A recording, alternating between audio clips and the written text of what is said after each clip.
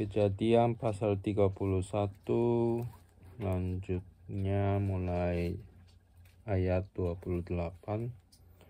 Lagi pula engkau tidak memberikan aku kesempatan untuk mencium cucu-cucuku laki-laki dan anak-anakku perempuan.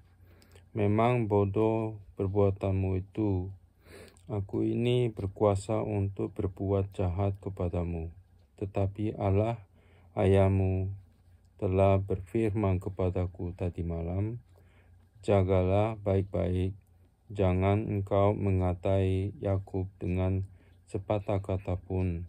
Maka sekarang, kalau memang engkau harus pergi, semata-mata karena sangat rindu ke rumah ayahmu, mengapa engkau mencuri dewa-dewaku? Lalu Yakub menjawab Laban, aku takut karena pikirku, jangan-jangan engkau merampas anak-anakmu itu daripadaku. Tetapi pada siapa engkau menemui dewa-dewamu itu, janganlah ia hidup lagi. Periksalah di depan saudara-saudara kita segala barang yang ada padaku, dan ambillah barangmu. Sebab Yakub tidak tahu bahwa Rahel yang mencuri terafim itu. Lalu masuklah Laban ke dalam kemah Abraham dan ke dalam kemah kemah Yakub dan ke dalam kemah Lea dan ke dalam kemah kedua budak perempuan itu. Tetapi terafim itu tidak ditemuinya. Setelah keluar dari kemah Lea, ia masuk ke dalam kemah Rahel. Tetapi Rahel telah mengambil terafim itu dan memasukkannya ke dalam pelana untainya dan duduk di atasnya. Laban menggeledah seluruh kemah itu, tetapi terafim itu tidak ditemuinya. Lalu kata Rahel kepada ayahnya, janganlah bapa marah, karena aku tidak dapat bangun berdiri di depanmu, sebab aku sedang haid. Dan Laban mencari dengan teliti, tetapi ia tidak menemui terafim itu.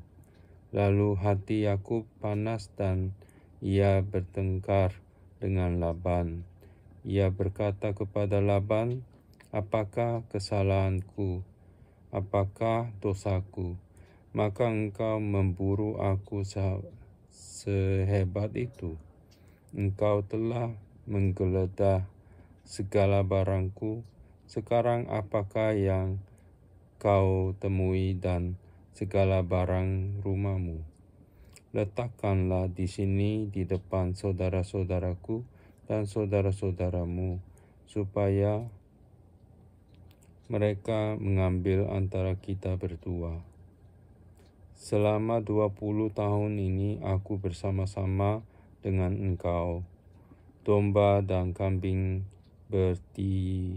betinamu tidak pernah keguguran, dan jantan dari kambing dombamu tidak pernah kumakan. Yang diterkam oleh binatang buas tidak pernah kubawa kepadamu. Aku sendiri yang menggantinya yang dicuri orang, baik waktu siang, baik waktu malam. Selalu engkau tuntut daripadaku. Aku dimakan panas hari, waktu siang, dan kedinginan waktu malam, dan mataku jauh daripada tertidur. Selama 20 tahun ini aku di rumahmu. Aku telah bekerja padamu 14 tahun lamanya untuk mendapat kedua anakmu, dan 6 tahun untuk mendapat ternakmu, dan engkau telah 10 kali mengubah upahku. Seandainya Allah ayahku, Allah Abraham dan yang disegani oleh Ishak tidak menyertai aku, tentulah engkau sekarang membiarkan aku pergi dengan tangan hampa. Tetapi kesengsaraanku dan jerih payahku telah diperhatikan Allah, dan Ia telah menjatuhkan putusan tadi malam. Perjanjian antara Yakub dan Laban. Lalu Laban menjawab Yakub, "Perempuan-perempuan ini anakku, dan anak-anak lelaki ini cucuku, dan ternak ini ternakku. Bahkan segala yang kau lihat di sini adalah milikku. Jadi apakah yang dapat ku perbuat sekarang kepada anak-anakku ini, atau kepada anak-anak yang dilahirkan mereka? Maka sekarang marilah kita mengikat perjanjian, aku dan engkau, supaya itu menjadi kesaksian antara aku dan engkau."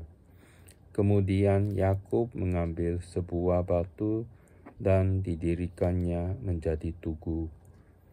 Selanjutnya berkatalah Yakub kepada sanak saudaranya, "Kumpulkanlah batu."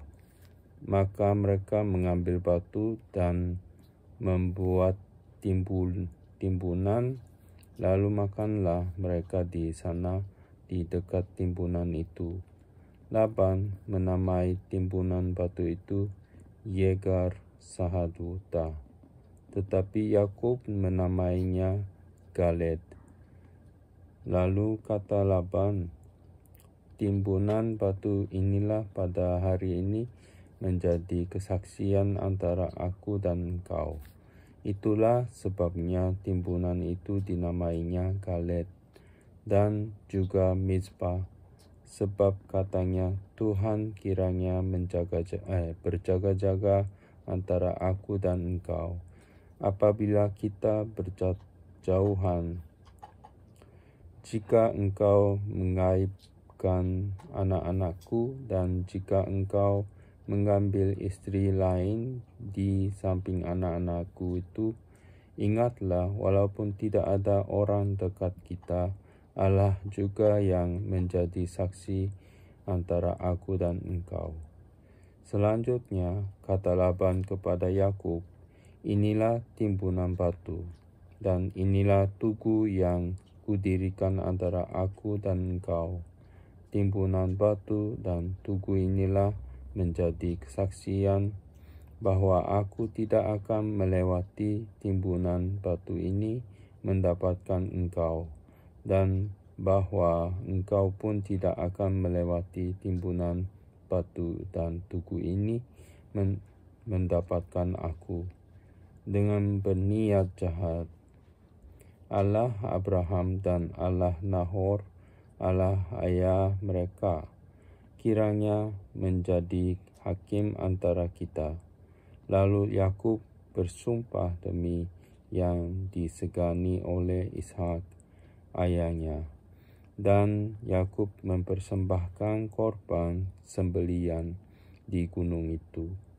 Ia mengundang makan sanak saudaranya, lalu mereka makan serta bermalam di gunung itu.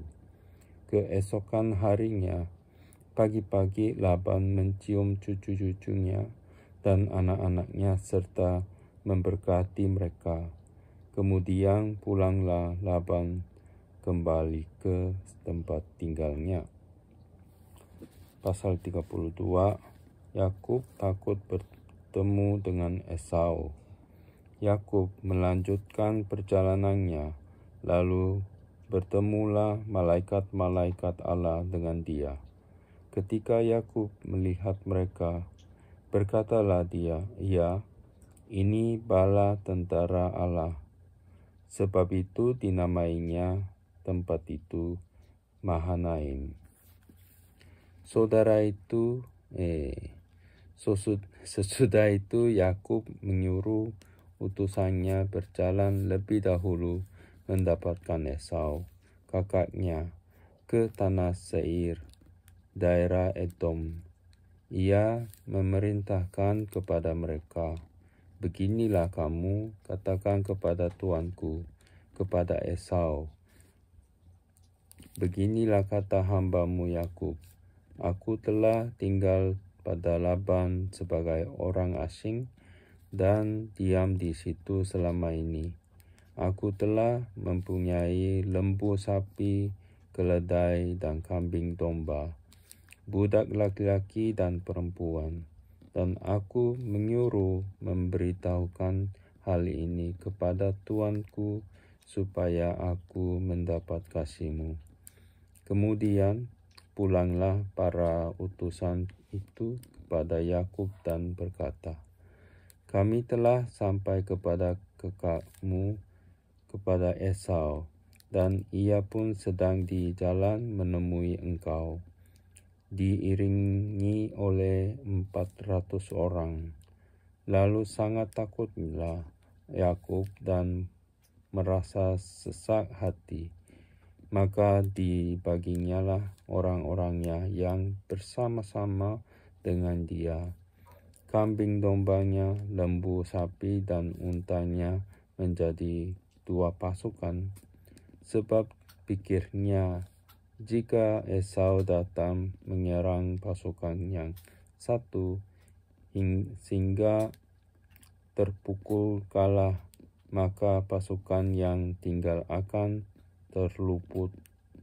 Kemudian berkatalah Yakub, "Ya Allah nenekku Abraham dan Allah ayahku Ishak, ya Tuhan yang telah berfirman kepadaku, pulanglah ke negerimu, serta kepada sanak saudaramu, dan aku akan berbuat baik kepadamu. Sekali-kali aku tidak layak untuk menerima segala kasih dan kesetiaan yang engkau tunjukkan kepada hambamu ini. Sebab aku membawa hanya tongkatku ini waktu aku menyeberangi sungai Yordan ini. Tetapi sekarang telah menjadi 2 pasukan. Lepaskanlah kiranya aku dari tangan kakakku dan dari tangan Esau, sebab aku takut kepadanya. Jangan-jangan ia datang membunuh aku, juga ibu-ibu dengan anak-anaknya. Bukankah engkau telah berfirman, tentu aku akan berbuat baik kepadamu dan menjadikan keturunanmu sebagai pasir di laut, yang karena banyaknya tidak dapat dihitung." Lalu bermalamlah ia di sana pada malam itu. Kemudian diambilnyalah dari apa yang ada padanya suatu persembahan untuk Esau, kakaknya, yaitu 200 kambing betina dan 20 kambing jantan, 200 domba betina dan 20 domba jantan, 30 unta yang sedang menyusui beserta anak-anaknya, 40 lembu betina dan 10 lembu jantan, 20 keledai betina dan 10 keledai jantan. Diserahkannyalah semuanya itu kepada budak-budaknya untuk dijaga tiap-tiap kumpulan tersendiri, dan ia berkata kepada mereka, "Berjalanlah kamu lebih dahulu dan jagalah supaya ada jarak antara kumpulan yang satu dengan kumpulan yang lain." Diperintahkannyalah kepada yang paling di muka, "Apabila Esau kakakku bertemu dengan engkau dan bertanya kepadamu, siapakah Tuanmu, dan kemanakah engkau pergi, dan milik siapakah ternak yang di depanmu itu? Jawablah, milik hambamu Yakub. Inilah persembahan yang dikirim kepada tuanku Esau, dan Yakub sendiri pun ada di belakang kami. Begitulah diperintahkannya, baik kepada yang kedua maupun kepada yang ketiga, dan kepada sekalian orang yang berjalan menggiring kumpulan hewan itu. Katanya, seperti perkataanku tadilah, kamu katakan kepada Esau apabila kamu berjumpa dengan dia, dan kamu harus mengatakan juga, hambamu Yakub sendiri ada di belakang kami. Sebab pikir Yakub, baiklah aku mendamaikan hatinya dengan persembahan yang diantarkan lebih dahulu. Kemudian barulah aku akan melihat mukanya. Mungkin ia akan menerima aku dengan baik. Jadi persembahan itu diantarkan lebih dahulu, tetapi ia sendiri bermalam pada malam itu di tempat kemahannya. Pergumulan Yakub dengan Allah. Pada malam itu Yakub bangun, dan ia membawa kedua istrinya, kedua budaknya perempuan, dan ke-11 anaknya, dan menyeberang di tempat penyeberangan sungai Yabok. Sesudah ia menyeberangkan mereka, ia menyeberangkan juga segala miliknya. Lalu tinggallah Yakub seorang diri, dan seorang laki-laki bergulat dengan dia sampai fajar menyingsing. Ketika orang itu melihat bahwa ia tidak dapat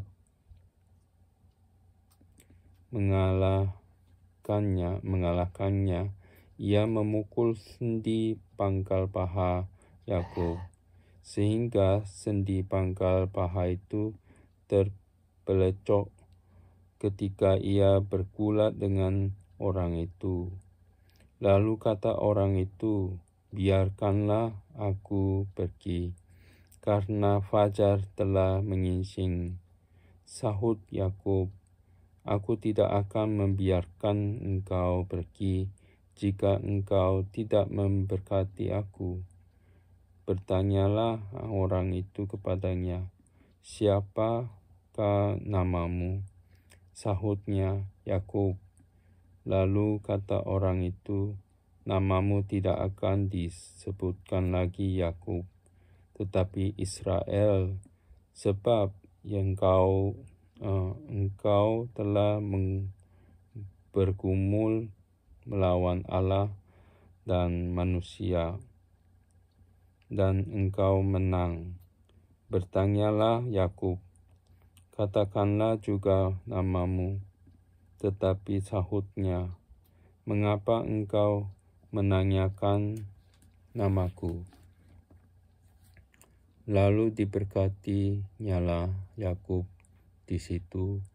Yakub menamai tempat itu Peniel, sebab katanya, aku telah melihat Allah berhadapan muka, tetapi nyawaku tertolong. Lalu tampaklah kepadanya matahari terbit ketika ia telah melewati Peniel, dan Yakub pincang karena pangkal pahanya. Itulah sebabnya sampai sekarang orang Israel tidak memakan daging yang menutupi sendi pangkal paha, karena dia telah memukul sendi pangkal paha Yakub pada otot pangkal pahanya. Pasal 33, Yakub berbaik kembali dengan Esau. Yakub pun melayangkan pandangnya, lalu dilihatnyalah Esau datang dengan diiringi oleh 400 orang. Maka diserahkannyalah sebagian dari anak-anak itu kepada Lea dan sebagian kepada Rahel, serta kepada kedua budak perempuan itu. Ia menempatkan budak-budak perempuan itu beserta anak-anak mereka di muka, Lea beserta anak-anaknya di belakang mereka, dan Rahel beserta Yusuf di belakang sekali. Dan ia sendiri berjalan di depan mereka, dan ia sujud sampai ke tanah 7 kali. Hingga ia sampai ke dekat kakaknya itu. Tetapi Esau berlari mendapatkan dia, didekapnya, dia peluk lehernya dan diciumnya dia, lalu bertangis-tangisanlah mereka. Kemudian Esau melayangkan pandangnya, dilihatnyalah perempuan-perempuan dan anak-anak itu. Lalu ia bertanya, "Siapakah orang-orang yang beserta engkau itu?" Jawab Yakub, "Anak-anak yang telah dikaruniakan Allah kepada hamba-Mu ini." Sesudah ini mendekatlah budak-budak perempuan itu beserta anak-anaknya, lalu mereka sujud.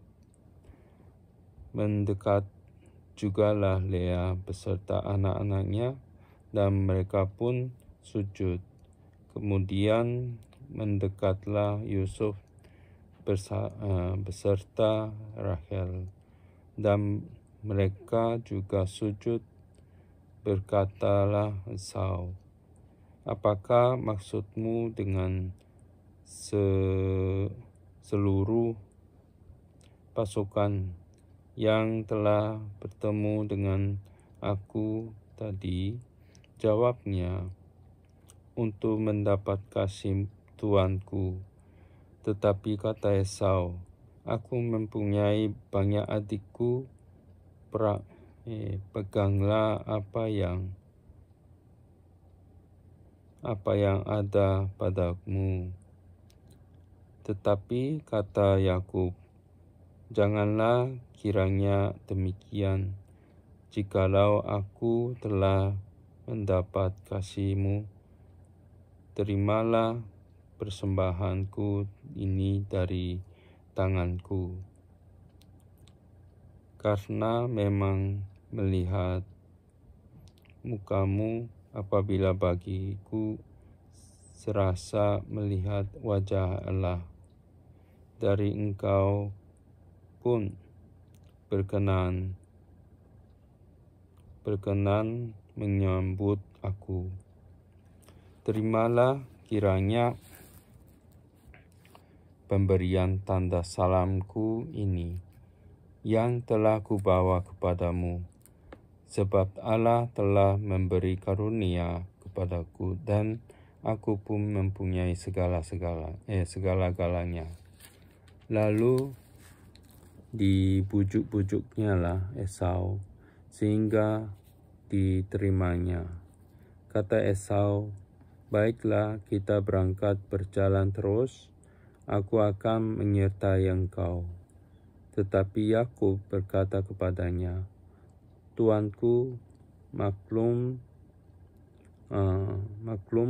bahwa anak-anak ini masih kurang kuat, dan bahwa beserta aku ada kambing, domba, dan lembu sapi yang masih menyusui.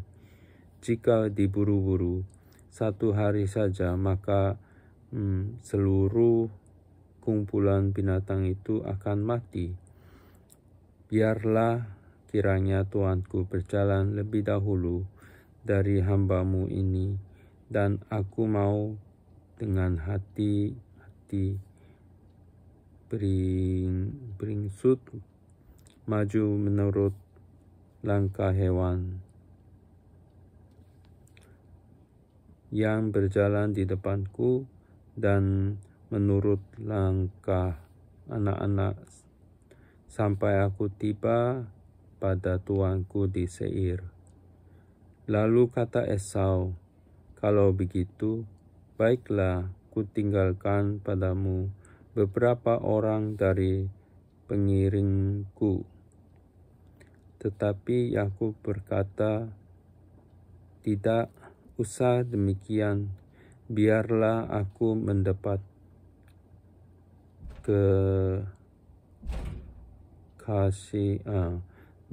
kasih tuanku saja. Jadi pulanglah Esau pada hari itu berjalan ke Seir, tetapi Yakub berangkat ke Sukot, lalu mendirikan rumah, dan untuk ternaknya dibuatnya gubuk-gubuk. Itulah sebabnya tempat itu dinamai Sukot.